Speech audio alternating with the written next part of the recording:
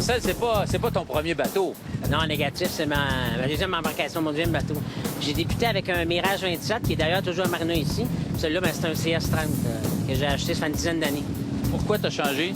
Bon, écoute, la maladie du pied, on est tous pareils, non, mais c'est un bateau qui navigue beaucoup mieux, qui est plus confortable, qui est plus agréable à naviguer, pas mal plus de confort. C'est un peu pour ça que j'ai changé aussi. Oui, puis je vois qu'il est pas mal confortable parce que c'est pas toi qui navigue, c'est ta douce, là. Ma chérie à bord.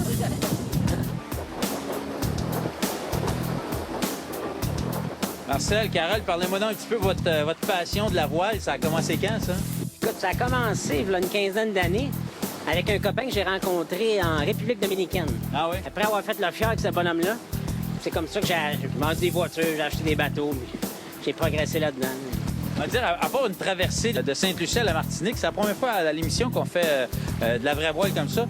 Le lac, le plan d'eau ici, là, il est vraiment idéal, hein? Bien, c'est un plan d'eau qui est agréable. Écoute, c'est pas un grand plan d'eau, mais on peut naviguer, on peut s'amuser, on peut faire des tacs à notre guise, là. C'est bien, là. Qu'est-ce qu'on fait, là, Marcel? On va faire un virement de bord. Un tac, comme on dit en langage de bateau. Carole, t'es prête? Ouais, je suis prête.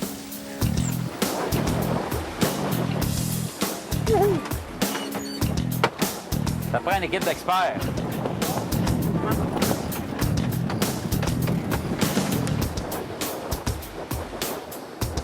Jusqu'à combien de vent on peut prendre?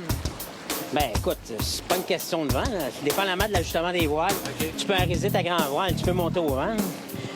Mais, Comme là, t'as pas monté là, on au a à peu complet. près, ouais, et on a 2 prises de riz.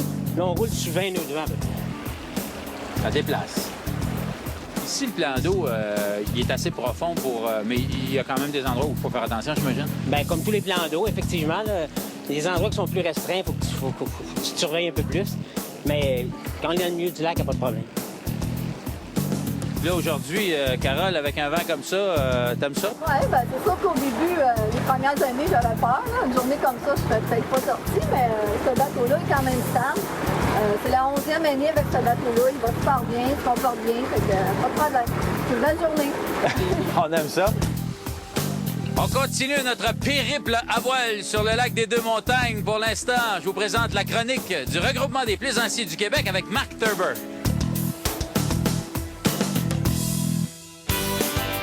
Cette chronique, une présentation du regroupement des plaisanciers du Québec. Vous reconnaissez celui qui est à mes côtés, c'est Marc Turber du regroupement des plaisanciers du Québec. Bonjour Marc. Sire Alain Cyr, toujours un plaisir pour moi de participer avec toi à l'émission.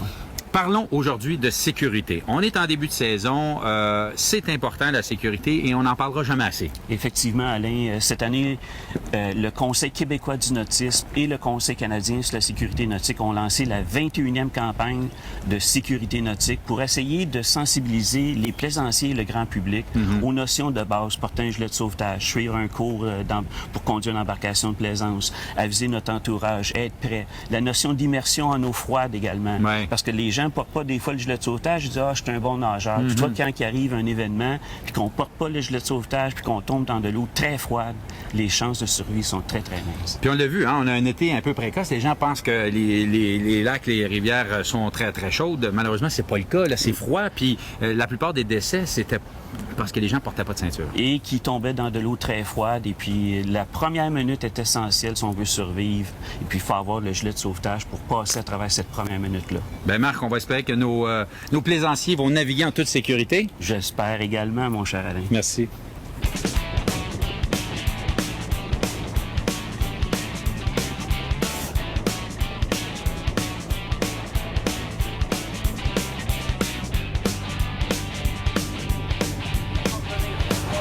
Tabarnak, je sais plus comment me tenir.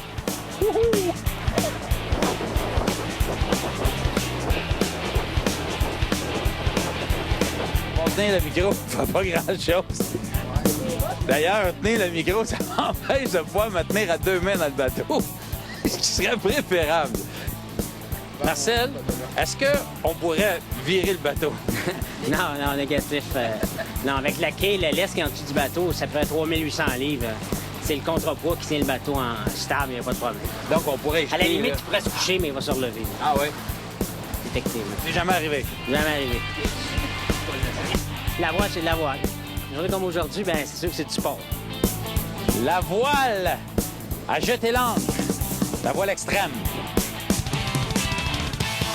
En tout cas, c'est assez sportif. Aujourd'hui, Oui, effectivement, ça l'était sportif. Écoute, quand on sort avec au moins 20 nœuds de vent, là, surtout au pré-serré, c'est du sport. Là. en tout cas, ça soufflait. J'espère que vous avez apprécié autant que nous cette petite balade à voile. On vous laisse sur des belles images.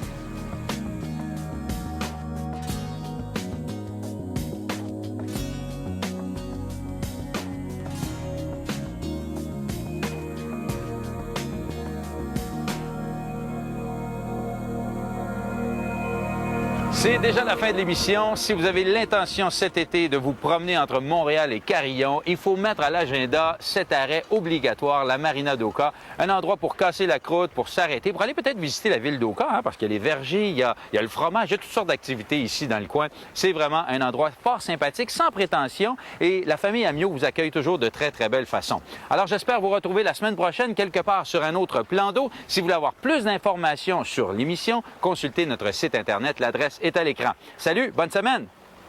Nous remercions le Comité martiniquais du tourisme pour son accueil lors du tournage de l'émission Jetez l'ancre.